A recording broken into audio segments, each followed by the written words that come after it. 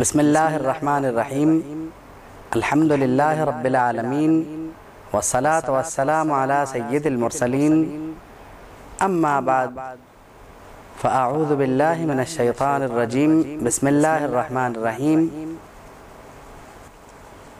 قال رسول اللہ صلی اللہ علیہ وسلم ان الدین یسر۔ یہ امام بخاری رحمۃ اللہ علیہ کی کتاب الایمان میں عنوان بھی ہے ایک باب کا، اور اس پہ ایک مکمل حدیث شریف موجود ہے۔ حضرت ابو ہریرہ رضی اللہ تعالیٰ عنہ اس حدیث کے راوی ہیں۔ حدیث شریف میں یہ فرمایا گیا کہ بے شک دین آسان ہے، اور مزید فرمایا گیا کہ وَلَن يُشَادُ الدِّينَ أَحَدٌ إِلَّا غَلَبَهُ، کہ اگر اس معاملے میں کسی نے مشکل راہ اختیار کی تو دین اس پر غالب آ جائے گا۔ یہ اتنی اہم حدیث ہے کہ اگر اس کو اس روایت سے ملا کے پڑھا جائے جس سے یہ مفہوم نکلتا ہے کہ نبی کریم صلی اللہ تعالیٰ علیہ وسلم نے ہر ایک کو اس کے طاقت کے مطابق عمل کرنے کا حکم فرمایا، اس حدیث شریف میں بھی بات کچھ ایسی ہی ہے کہ تقریباً بات اسی طرف کو جاتی ہے کہ انسان کو اپنی طاقت کے مطابق عمل کرنا چاہیے، لیکن یہ بات ذہن میں رہے کہ یہ معاملہ فرائض اور واجبات کے معاملے میں نہیں ہے، کیونکہ فرائض و واجبات ہر صورت میں انسانی طاقت و دسترس سے باہر نہیں ہیں، اور جہاں ہیں وہاں استثنائی قوانین ارشاد فرما دیے گئے۔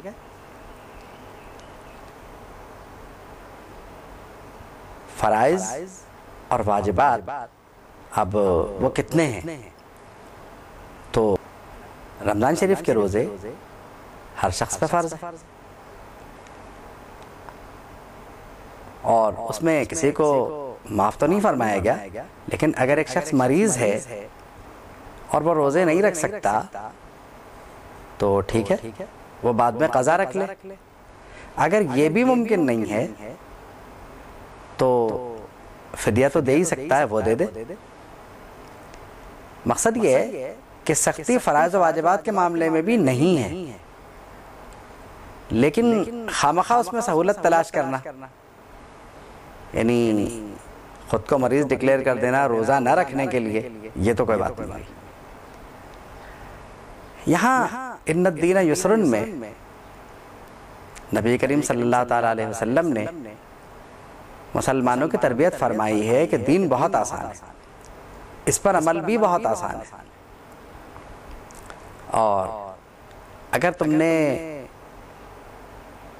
ایسا نہ کیا تو پھر دین غالب آ جائے گا۔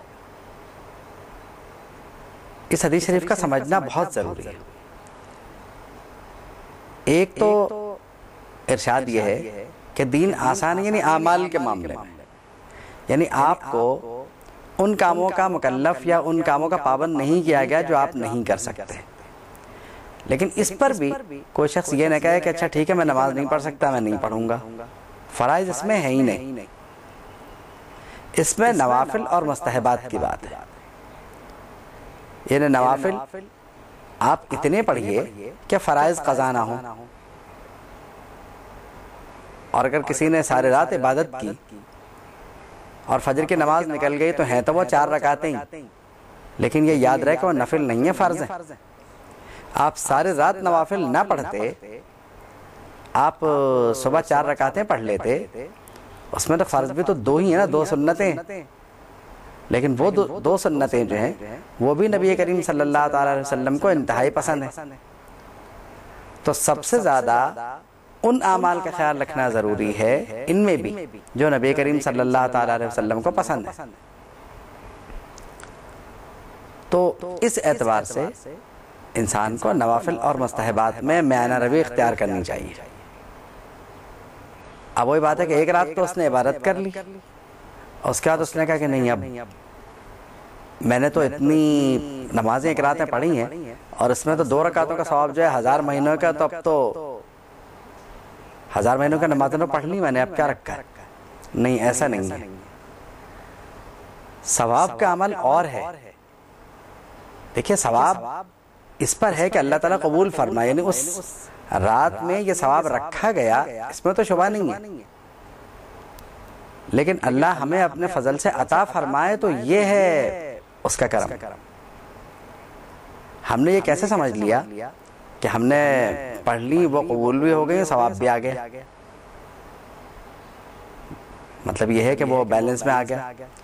اس کی رحمت سے، اس کے فضل سے امید رکھی جائے. اور پھر کیونکہ صحابہ رضی اللہ تعالیٰ عنہ میں بڑی عبادات کیا کرتے تھے، لیکن انہوں نے یہ کبھی نہیں سمجھا کہ ہم نے ایسی 2 رکعتیں پڑھ لیں کہ ساری زندگی کے لیے بھی یہ کافی ہو گئی. فرائض اور واجبات کے معاملے میں وہ پابند رہے.